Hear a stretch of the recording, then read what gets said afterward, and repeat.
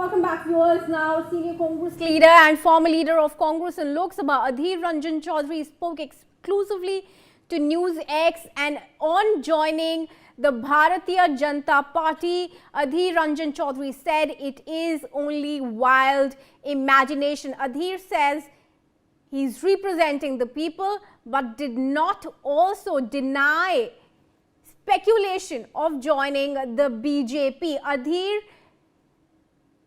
spoke unambiguously without giving any clarity or whether he is joining the BJP, but also did not deny that he will not join the Bharatiya Janata Party. Adhir maintained that he is representing the people, but joining the BJP as of now would be a wild imagination.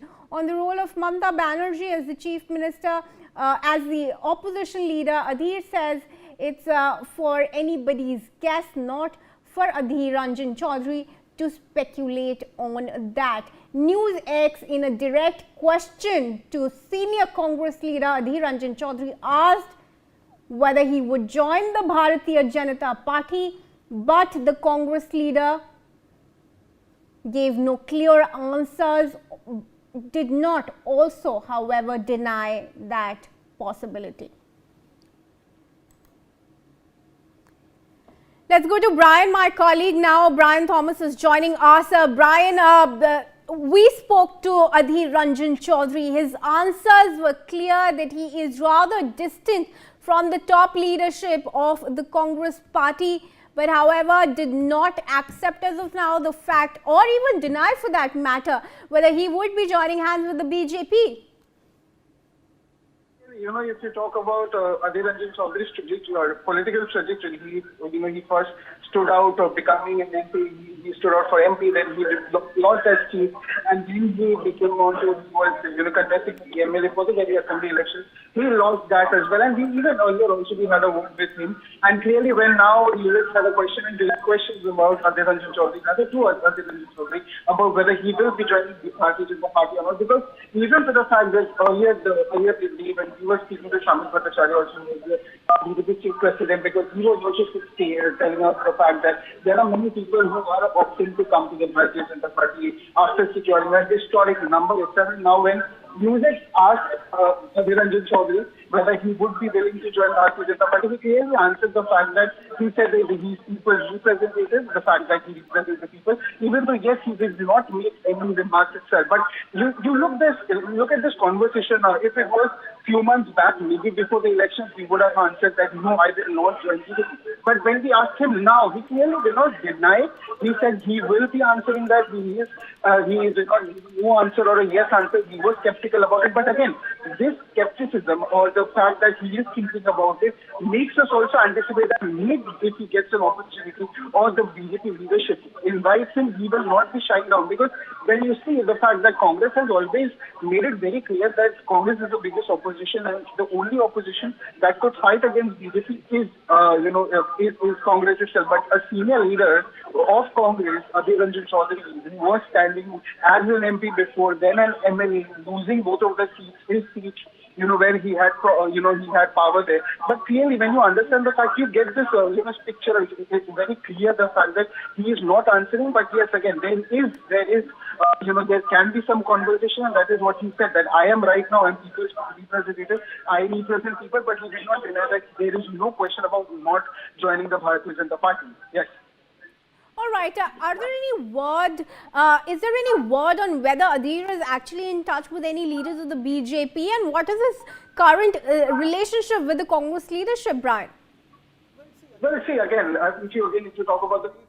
Adhir Ranjan had seen major defeats when he is representing Congress itself. There is a sense of frustration against the Congress party, the proper backing that maybe he expected from the Congress leadership. He did not get it on ground when he's seeing, the BJP leadership coming in front, everyone coming and supporting their candidates. He did not see that, that effort there, which might be a probable reason why he might be, somewhere down the line distancing himself from the Congress party. But again, this is too early to say about what his decision would be. But when he says the fact that he is not sure or he's not directly saying no, you get some answers there, some hidden answers there, that there is a probability if the BJP invites him, he would think about it, he would not directly say no. Like I said again, yes, if it was few weeks back, few days back, maybe just before the results were out, he would have said, clearly no on BJP's face, no, that I am a BJP anti, I will not fight, I will not go allies with him. But when you ask him now, when BJP has actually secured victory,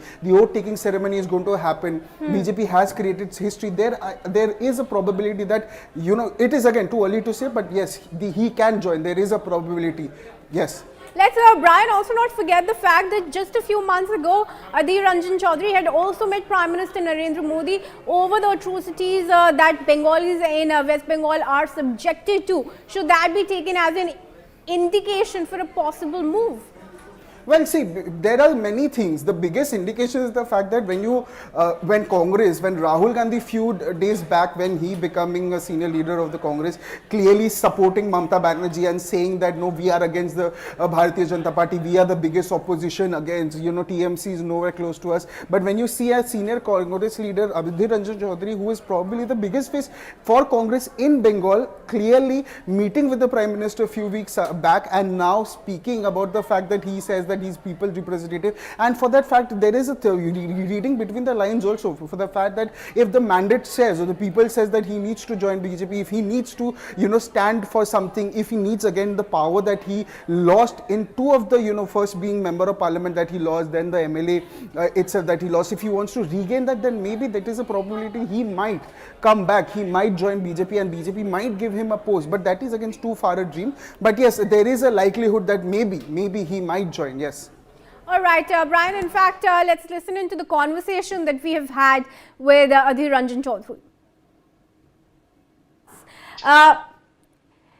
The BJP is all set to form the government in West Bengal. Who do you think it is going to be, and how do you think Mamata Banerjee is going to fare in the role of opposition in Bengal? How can I say? Mamata Banerjee has already lost the election. I don't know whether being defeated in the election, if anybody is entitled to play the role in the opposition. Because playing the role in the opposition, two issues are there. One inside the Legislative Assembly and second outside the Legislative Assembly. Mamata Banerjee may play an opposition leader outside the Assembly, but it is yet to be seen what kind of opposition role she is going to be played. Right now it is premature to think that Mamata Banerjee is doing something further in a significant role.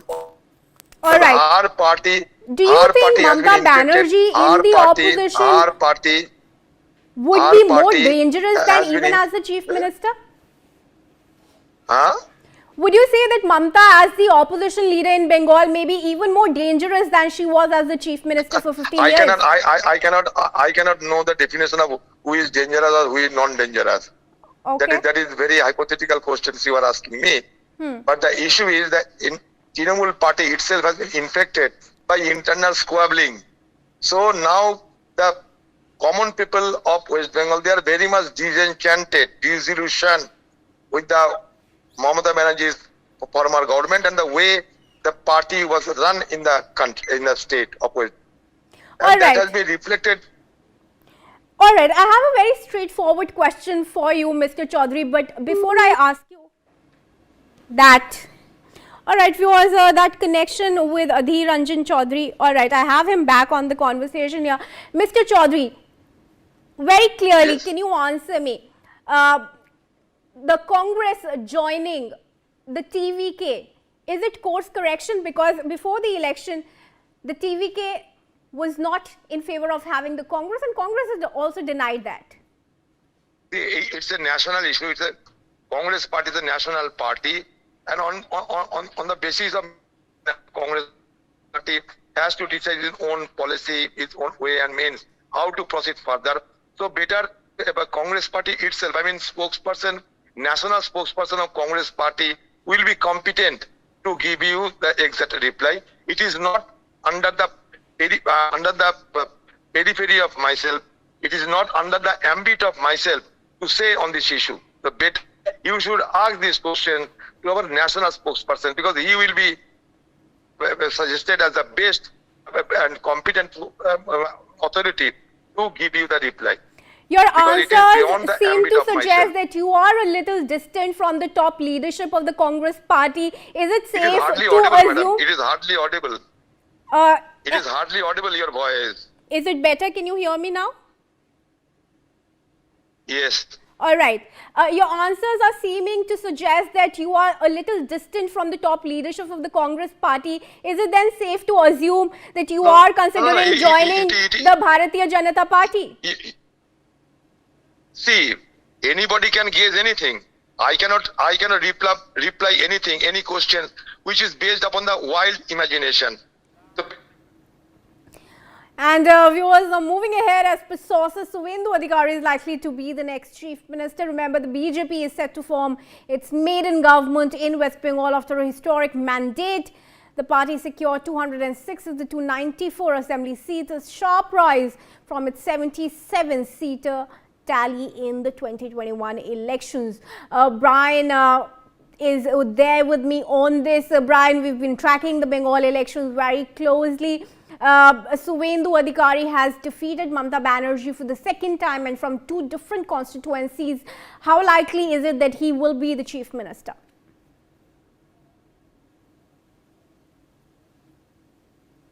One being Agnimitra Paul, Rupa Ganguly, Dilip Ghosh, and then comes Suvendu Adhikari, who has been the leader of opposition and probably the most vital face at this point of time, to the fact that the most known face, and also not just the known face, the most important candidature also for the CM face, Suvendu Adhikari. First, I'll tell you why. Because the fact that he was the leader of opposition, he was head on with Mamata Banerjee, not just this election, the previous election, even though the margin last time was less, it was 1500 vote, but again he won against Mamata Banerjee in Nandigram itself.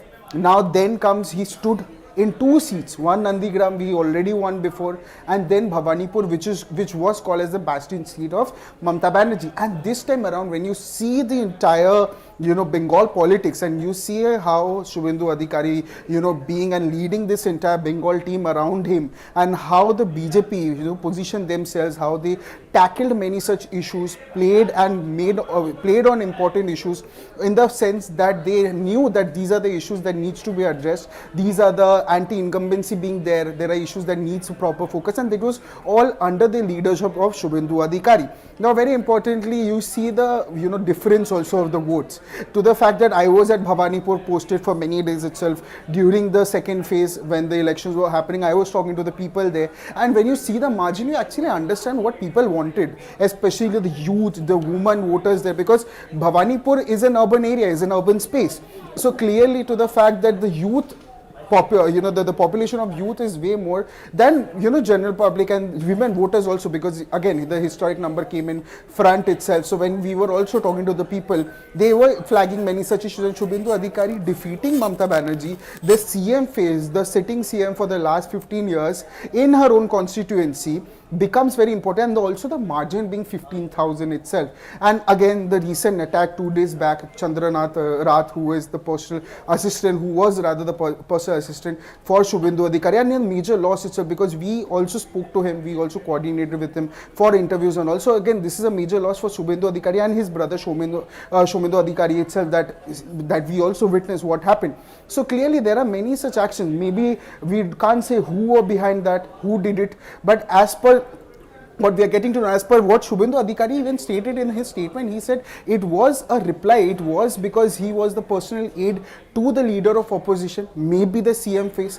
We also went and asked him, during our elections when we were doing his campaign trail, I myself went and I asked him if he's the CM face, even though yes, he denied. He even said that whatever the central leadership decides, he will follow that, and that becomes how loyal he is towards the party and how loyal he is towards the work he wants to implement as the chief minister, maybe, and maybe before as the leader of opposition. So there are many factors that add up to the fact that he can be the CM face, but there are other names also. But the reason why he his name comes at top is because of the fact he defeated the previous chief minister 2 times, and this time with a large margin of 15,000 votes. So you can imagine when you are defeating the previous chief minister who was in the seat for 15 years, and that too with a 15,000 majority and in 2 seats, one being Nandigram and one being this. So that there are major reasons why he can be a very, very important face now becoming the CM face. But we will get to know who becomes the CM itself. There are sources that we are getting to know that there can be 2 deputy CMs, maybe Agnimitra Paul and Dilip Ghosh itself. So that is still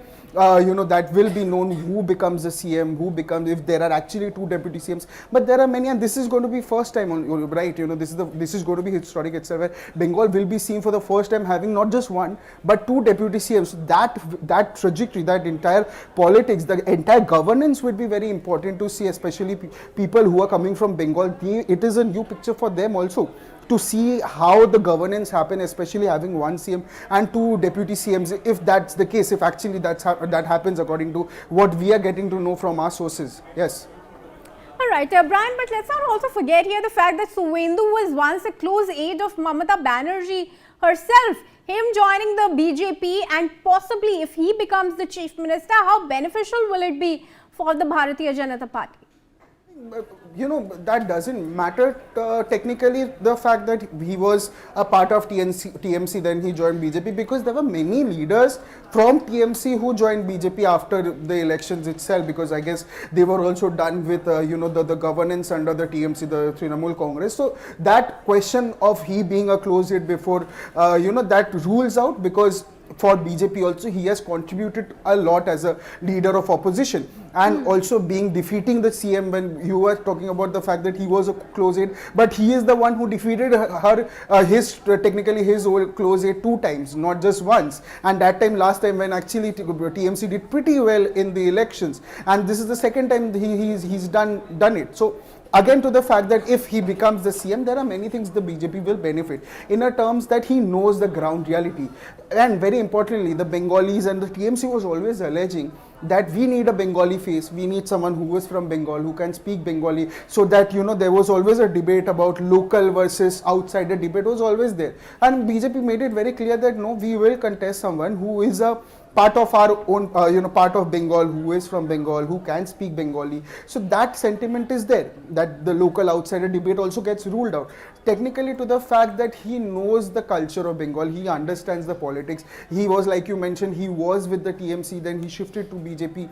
He became the leader of opposition. He went head on with the CM itself, and he even said, wherever Mamata Banerjee will be contesting, I will be going against her. So that that friction was always there with the chief minister. That makes him a very important conductor, and also to the fact that for the BJP how beneficial it will be in the longer run. But it will be important to see who actually becomes the CM. But yes, Suvendu is like the top #1 name coming to become the CM. Right, we're talking about the chief minister and who the deputy chief ministers could be, but we are also now picking up, as per sources, that BJP candidate in West Bengal will also be sworn in tomorrow alongside the oath-taking ceremony of the chief minister.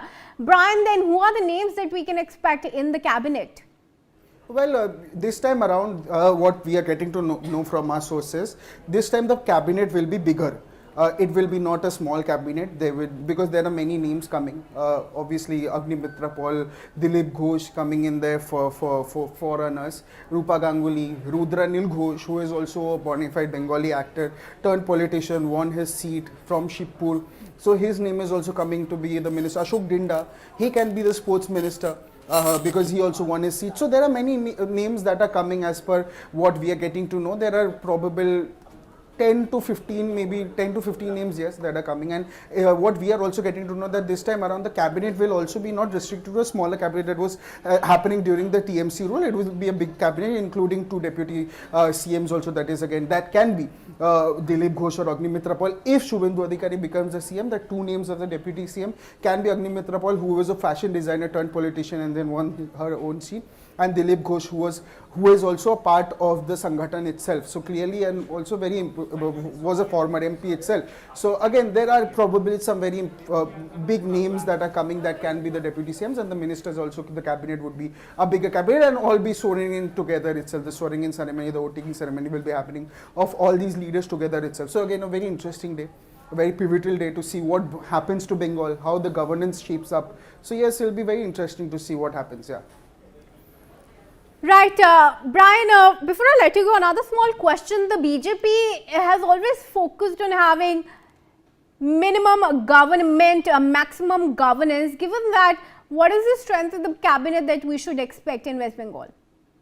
See, again, like I said, the last cabinet was 6 to 7 people. This time around, it can be 10 to 12, maybe more, 15 also.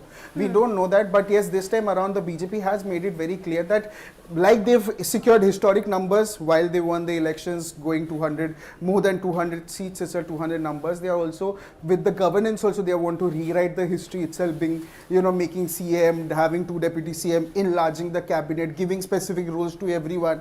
Because the fact that when TMC was there, Mamata Banerjee herself had two ministries herself, 2 to 3 ministries in her legislation. So clearly now what the BJP is doing is the fact that they are dividing the cabinet, the ministries among themselves, and each candidate would be having 1 or maximum 2 ministries, not maybe more than 1. So even 2 looks like unlikely. They are planning to do the fact that each candidates or each ministers have 1 ministry among themselves. So clearly this is the target that BJP is trying to achieve, to the fact that they want a larger cabinet so that the roles can be properly governed by single individual, so that they can address each ministries with proper care, so that the last time what problems were happening, that should not be treated, or that should not happen what happened last time. Yes. Right. Brian, thank you very much for joining me for now, and viewers, we're taking a very quick break, but we'll be right back.